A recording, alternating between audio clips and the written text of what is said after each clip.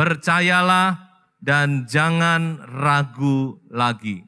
Mari kita membaca Matius 28 ayat 16 sampai ayat yang ke-18.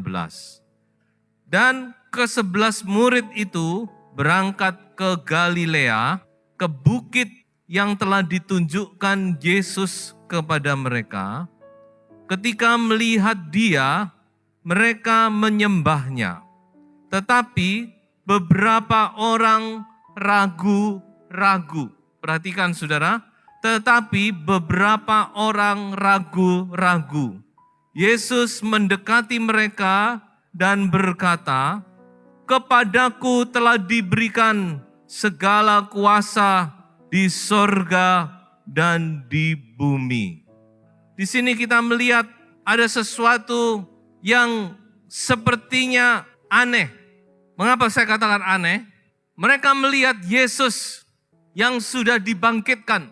Ini sudah kurang lebih lewat hampir 40 hari. Mereka sudah melihat Yesus yang bangkit, Yesus yang hidup, Yesus di depan mata mereka. Tetapi dikatakan masih ada orang yang ragu-ragu untuk menyembah Tuhan. Coba saya perhatikan ini. Ini aneh tapi nyata, ya. Yesus sudah dibangkitkan, Yesus hidup, Yesus ada di depan mata mereka.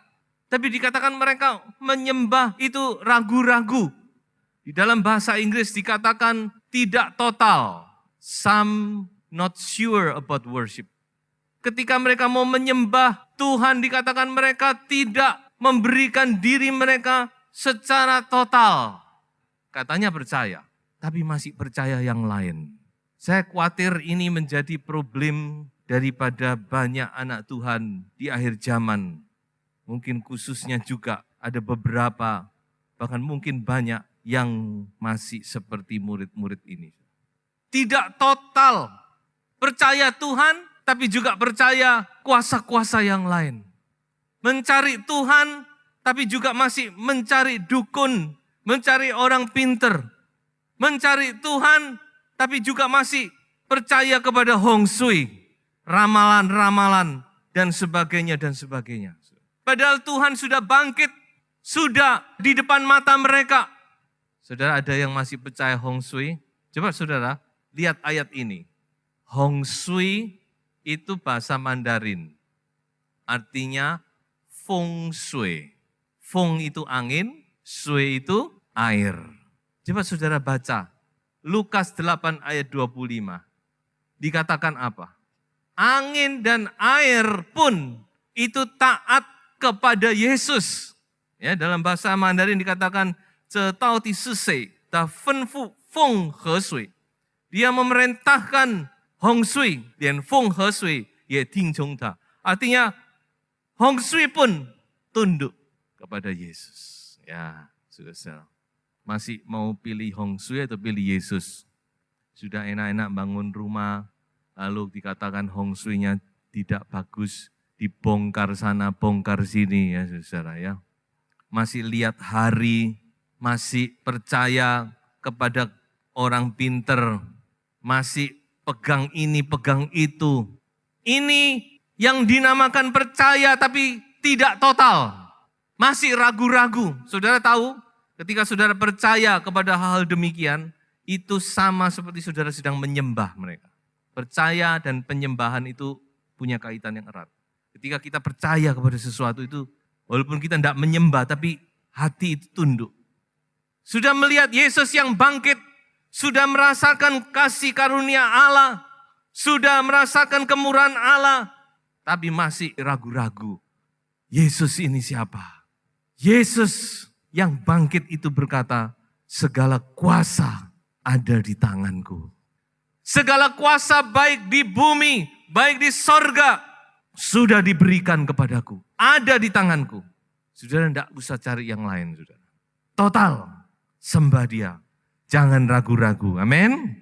Saudara, saya mau membawa saudara untuk melihat satu cerita. Di dalam 1 Samuel pasal 5, ayat 1 sampai ayat yang ke-5. Judulnya adalah Tabut Tuhan di Tanah Orang Filistin. Sesudah orang Filistin merampas tabut Allah, maka mereka membawanya dari Ebenezer ke Asdod.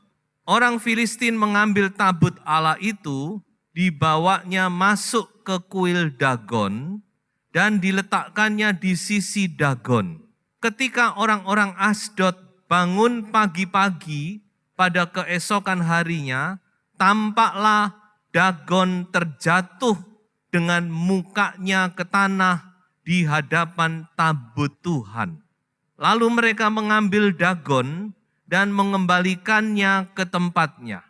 Tetapi keesokan harinya mereka bangun pagi-pagi, tampaklah Dagon terjatuh dengan mukanya ke tanah di hadapan tabut Tuhan, tetapi kepala Dagon dan kedua belah tangannya terpenggal dan terpelanting ke ambang pintu. Hanya badan Dagon itu yang masih tinggal. Itulah sebabnya para imam Dagon dan semua orang yang masuk ke dalam kuil Dagon tidak menginjak ambang pintu rumah Dagon yang di Asdod sampai hari ini. Saudara, ini singkat cerita, karena bangsa Israel sudah tinggalkan Tuhan, Tuhan izinkan tabut perjanjian itu dirampas oleh orang Filistin dalam satu peperangan. Kita tahu bahwa tabut perjanjian ini adalah perkakas yang paling sakral di dalam bait suci. Tabut perjanjian ini melambangkan kehadiran Tuhan di tengah-tengah bangsa Israel. Tapi Tuhan izinkan tabut itu dirampas. Dan ketika dirampas, saudara-saudara, maka orang Filistin membawa tabut itu karena dia tahu ini barang bukan sembarang barang, ini barang sesembahan bangsa Israel. Dia bawa masuk ke kuil penyembahan mereka yang namanya kuil Dagon. Dagon itu adalah dewa yang paling utama dari bangsa Filistin. Arti Dagon itu mempunyai arti dewa ikan. Kira-kira seperti ini, saudara-saudara. Bentuk daripada patung Dagon itu. Badannya ikan, tapi tangannya, kepalanya manusia. Ditaruh di sebelahnya Dagon, saudara-saudara. Lalu apa yang terjadi? Ketika bangun pagi, mereka melihat Dagon itu, saudara-saudara, tertelungkup di depan tabut perjanjian itu. Itu hari pertama. Ini jelas bukan kebetulan. Kalau jatuh kan miring. Ini bisa tertelungkup di depan tabut dengan kepala di bawah dikatakan. Mereka pikir mungkin ini kena angin atau apa, mungkin jatuh atau gimana, dibawa lagi, ditaruh lagi di tempatnya. Hari kedua, ketika mereka bangun, mereka melihat lebih celaka lagi. Dagon itu bukan cuma tertelungkup, tapi dikatakan kepalanya, tangannya patah semua, terpelanting semua ke ambang pintu. Hancur Dagon itu. Coba kita lari sebentar ke Mazmur 97 ayat 7. Apa yang dikatakan oleh pemazmur. Semua orang yang beribadah kepada patung akan mendapat malu. Orang yang memegahkan diri karena berhala-berhala. Segala Allah sujud menyembah kepadanya. Amin, saudara. Tidak ada yang bisa melawan hadirat Tuhan. Dewa siapapun juga jatuh, hancur, saudara-saudara. Kepalanya, tangannya semua hancur. Mereka begitu ketakutan. Bangsa kafir aja bisa tahu takut kepada Tuhan. Mereka takut. Sampai-sampai mereka dikatakan mereka tidak berani nginjak ambang pintu. Karena di ambang pintu itulah kepala Dagon terpelanting. Dikatakan oleh firman Tuhan apa? Sehingga setiap kali mereka mau masuk ke kuil mereka, kalau tidak berani nginjak berarti mereka lompat ya. Betul saudara? Ambang pintunya dilewati. Mereka menghormati dewa mereka yang pernah kepalanya putus dan jatuh ke situ. Lalu kita melihat apa saudara? Kebiasaan melompati ambang pintu ini saudara, ternyata ditiru oleh bangsa Israel. Baca Sefanya 1 ayat yang ke-9. Dikatakan apa? Aku akan menghukum. Aku di sini adalah Allah. Pada hari itu semua orang yang melompati ambang pintu dan memenuhi istana Tuhan mereka dengan kekerasan dan penipuan. Sudah perhatikan, kebiasaan-kebiasaan yang ditiru oleh bangsa Israel umat Allah, Tuhan sangat tidak senang. Tuhan sangat alergi. Masih mengikuti penyembahan-penyembahan, saudara. Masih mengikuti kepercayaan-kepercayaan. Masih ada di sini yang masih melompati ambang pintu, dalam tanda kutip, bertobat. Sudah percayalah tidak ada Allah lain yang bisa menyelamatkan kita, saudara. Hanya Yesus Kristus, satu-satunya Tuhan dan Juru Selamat.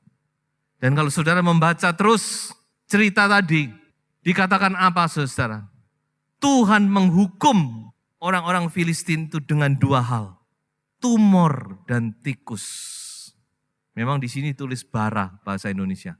Tapi kalau saudara lihat dalam bahasa Inggris, kata bara itu adalah tumors. Tumor dan tikus. Tikus itu memakan hasil pertanian karena Dagon ini adalah dewa pencaharian, dewa kesuburan, dewa yang dianggap membuat pertanian mereka menjadi baik dan sebagainya. Tapi Tuhan sengaja tunjukkan kepada bangsa ini bahwa hanya Tuhanlah Allah. Akhirnya mereka pun sadar. Bangsa Filistin aja bisa sadar, bisa takut kepada Allah. Mereka enggak berani lagi mencampur Allah mereka dengan Allah semesta alam. Mereka pun takut. Tapi banyak anak Tuhan dalam hatinya masih ada Allah dan masih ada Dagon. Percaya Yesus tapi juga percaya Dagon. Ada tabut perjanjian tapi juga ada patung Dagon di dalam hatinya. Masih percaya kepada hal yang lain yang dianggap bisa membuat mata pencahariannya subur dan sebagainya, membuat sehat dan sebagainya. Jangan sampai apa yang mereka alami ini terjadi dalam setiap kehidupan kita. Kita mau singkirkan itu. Dagon kita singkirkan. Kita sembah Allah di dalam nama Tuhan Yesus Kristus. Hanya dialah Allah. Tidak ada nama lain di dunia ini yang kita bisa selamat kecuali nama Yesus. Saya berharap saudara benar-benar menyadari dan mengerti apa kehendak Tuhan. Tuhan tidak mau dicampur. Satu cerita lagi, di dalam 1 Raja-Raja pasal 18, ayat yang ke-21. Lalu Elia mendekati seluruh rakyat itu dan berkata, berapa lama lagi kamu berlaku timpang dan bercabang hati? Kalau Tuhan itu Allah, ikutilah Dia. Dan kalau Baal, ikutilah dia. Elia menantang bangsa Israel di Gunung Karmel. Dia berkata, sampai kapan kamu terus timpang? Kata timpang itu ke kanan, ke kiri, ke kanan, ke kiri. Itulah hati bangsa Israel. Sebentar Allah, sebentar Baal, sebentar Allah, sebentar Baal. Dalam bahasa Inggris ada beberapa terjemahan. Kata ini dipakai kata seperti orang yang mendua hati. Atau seperti orang yang duduk di pagar, tidak kanan, tidak kiri. Akhirnya jatuh, bukan? Tikus duduk di jendela, jatuh dia dan mati. Atau dikatakan seperti burung yang lompat dari pagar ini ke pagar itu. Terus lompat, leaping on the two branches. Lompat sana, lompat sini, sebentar di Baal, sebentar di Allah, sebentar di Allah, sebentar percaya dukun, sebentar percaya Allah, percaya firman Allah, sebentar ke orang pintar, sebentar ini, sebentar itu. Yakobus berkata, orang yang demikian jangan harap saudara mendapat sesuatu dari Tuhan. Orang yang bercabang hati, saudara tidak akan mendapat apa-apa. Coba kita baca, Yakobus pasal 1 ayat 6 dan ayat yang ke-7. Hendaklah ia memintanya dalam iman dan sama sekali jangan bimbang. Sebab orang yang bimbang sama dengan gelombang laut yang diombang-ambingkan kian kemari oleh angin. Orang yang demikian janganlah mengira bahwa ia akan menerima sesuatu dari Tuhan. Sebab orang yang mendua hati tidak akan tenang dalam hidupnya. Makanya Elia menantang bangsa Israel. Kalau memang Tuhan itu Allah, ikut Tuhan. Kalau kamu anggap Baal itu Allah, ikut Baal. Jangan mendua hati. Dan hari itu Elia buktikan bahwa hanya ada satu Allah yang benar, yaitu Allah Yehova, Allah Abraham, Ishak, Yakub, yang kita tahu namanya adalah Tuhan Yesus Kristus. Kalau saudara terus mendua hati, tidak akan mendapat apa-apa. Yang mantap jadi anak Tuhan, nggak bisa dicampur. Tuhan tidak mau dimadu. Tuhan itu dikatakan Yehova Kana. Artinya Tuhan Allah itu cemburu. Sebab itu mari, biarlah saudara mau percaya kepada Tuhan dan jangan ragu-ragu lagi. Kalau Tuhan itu memang Allah, saudara yakin Dia itu Allah, tidak ada yang lain yang bisa menolong saudara. Sembah Dia sepenuhnya, total, percaya kepadanya, berserah sepenuhnya. Saya akan bawa saudara kepada cerita yang terakhir. Di dalam Daniel pasal yang ketiga tentang Sadrak, Mesak, dan Abednego. Bagaimana ketiga orang muda ini, saudara-saudara, mereka begitu total dalam iman mereka. Coba kita baca Daniel pasal 3 ayat 16 sampai ayat 18. Lalu Sadrak, Mesak, dan Abednego menjawab Raja Nebukadnezar, tidak ada gunanya kami memberi jawab kepada Tuanku dalam hal ini. Jika Allah kami yang kami puja sanggup melepaskan kami, maka Ia akan melepaskan kami dari perapian yang menyala-nyala itu, dan dari dalam tanganmu, ya Raja. Tetapi seandainya tidak, hendaklah Tuanku mengetahui, ya Raja, bahwa kami tidak akan memuja dewa Tuanku dan tidak akan menyembah patung emas yang Tuanku dirikan. Jadi kalau mau tepatnya begini, Allah kami yang kami puja sanggup melepaskan kami, Ia akan melepaskan kami dari perapian yang menyala-nyala dan dari dalam tanganmu, ya Raja. Tetapi seandainya tidak, kami tidak akan memuja dewa Tuanku. Allahku, Dia sanggup dan Dia akan menolong aku. Tapi katakan Dia tidak menolongku, aku pun tidak akan menyembah dewa Tuanku. Ini pernyataan iman yang luar biasa. Ini bukan soal kehilangan jabatan lagi. Bukan soal diturunkan dari jabatan. Bukan soal dipenjara. Bukan soal dikucilkan lagi. Tapi ini sudah nyawa, saudara-saudara. Dia tahu, dia dengan berkata demikian, resikonya dia akan masuk ke dapur api. Dan mereka tidak gentar sekalipun. Mereka lebih memilih mati daripada mereka menyembah patung daripada Nebukadnezar. Mereka tidak peduli. Lebih baik mereka mati, tapi mereka tetap iman mereka murni, dihormati oleh Tuhan. Daripada mereka menyembah, memang waktu itu mereka selamat. Sadrak, Mesak, Abednego, kenapa kamu begitu bodoh? Menyembah saja apa salahnya? Yang penting hatimu percaya kepada Yesus, sembah saja. Selamat, tak kasih kesempatan satu kali lagi. Gitu? Raja kan ngomong, tak furi kamu. Karena raja masih senang kepada mereka. Memang mereka ini orang yang punya dedikasi, punya integritas dalam pekerjaannya. Raja tahu nih orang-orang yang baik. Tapi raja juga gengsi. Dia sudah kadung ngomong. Jadi dia ambil jalan tengah, tak kasih kesempatan sekali lagi. Bunyi-bunyian dibunyikan sekali lagi. Sembah, selamat kamu. Tapi Sadrak, Mesak berkata apa? Sorry Raja. Lalu dia berkata seperti itu. Allahku, Dia sanggup dan akan melepaskan kami. Tapi seandainya tidak, kami juga tidak akan menyembah. Dan apa yang terjadi, saudara-saudara? Kemuliaan Tuhan dinyatakan, saudara-saudara. Sampai raja pun tunduk. Dia berkata, Sadrak, Mesak, Abednego, keluarlah, hai hamba-hamba Allah yang maha tinggi. Memang Allahmu benar dan Dia hidup sampai selama-lamanya. Haleluya. Saudara bisa baca itu. Sampai raja berkata, siapa yang menghina Allahnya Sadrak, Mesak, Abednego akan dipenggal-penggal. Kemuliaan Allah dinyatakan, saudara-saudara. Tidak ada yang hangus, sehelai rambut pun tidak. Cuma satu yang terbakar, belenggu dari Sadrak, Mesak, Abednego itu yang terbakar. Ketika mereka masuk, mereka terbelenggu. Mereka keluar menjadi orang yang bebas. Kenapa kemuliaan Tuhan tidak dinyatakan? Saya khawatir karena kita masih mendua hati. Ayo saudara-saudara, kesempatan ini kita buat satu komitmen yang baru. Kita mau total kepada Tuhan. Sembah Dia dengan total. Percaya kepadanya dengan total. Jangan ragu-ragu lagi. Kalau Tuhan sudah tidak bisa menolong, saudara jangan cari yang lain, percuma. Kalau Tuhan sudah tidak bisa menolong, saudara, sudah saudara diam diri saja. Tapi Tuhan pasti menolong, amin. Tuhan sanggup menolong, tidak ada yang mustahil bagi Dia.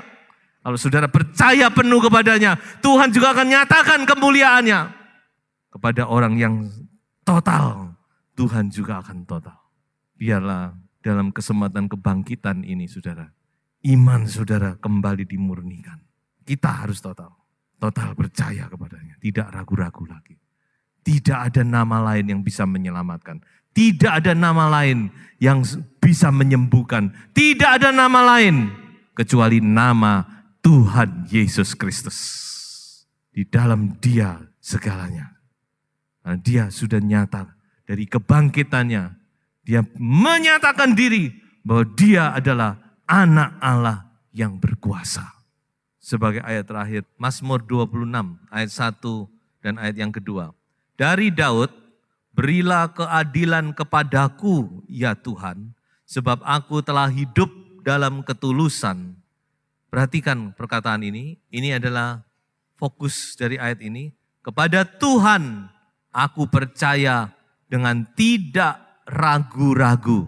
Ayat yang kedua, dikatakan, ujilah aku ya Tuhan, dan cobalah aku, selidikilah batinku dan hatiku. Saudara perhatikan perkataan Daud ini. Biarlah ini mau menjadi rema kita. Kepada Tuhan aku percaya dengan tidak ragu-ragu. Amin. I have trusted in the Lord without wavering. Aku percaya kepada Tuhan, tidak goyah lagi.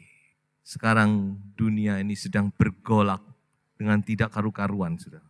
Sebentar ini, sebentar itu, juga di mana-mana. Kalau kita tidak pegang Tuhan dengan sepenuh hati, kita akan goyah. Belum lagi tantangan, tekanan ekonomi, tantangan dari sini, dari situ. Sebab itu saudara-saudara, ambil keputusan. Saya percaya Tuhan sedang berbicara kepada kita. Tuhan mau saudara dan saya untuk percaya kepadanya dengan tidak ragu-ragu lagi. Sembah Dia. Kalau Tuhan itu Allah, sembah Dia. Jangan ragu lagi. Jangan percaya yang lain-lain lagi sudah. Daripada begitu saudara lebih baik seperti Sadrak, Mesak, Abednego. Kalau Tuhan sudah tidak tolong, aku tetap tidak akan menyembah yang lain. Itu masih jauh lebih mulia. Percayalah kepada Tuhan. Tetapi saya yakin ketika saudara komitmen full menyerahkan diri kepada Tuhan, Tuhan juga akan berkomitmen kepada saudara. Tuhan akan nyatakan kemuliaannya. Karena Tuhan kita adalah Tuhan yang hidup. Dan Dia berkata apa? Segala kuasa telah diberikan kepadaku, baik di surga maupun di bumi. Sebab itu percayalah kepada Tuhan. Jangan ragu lagi. Tuhan Yesus memberkati.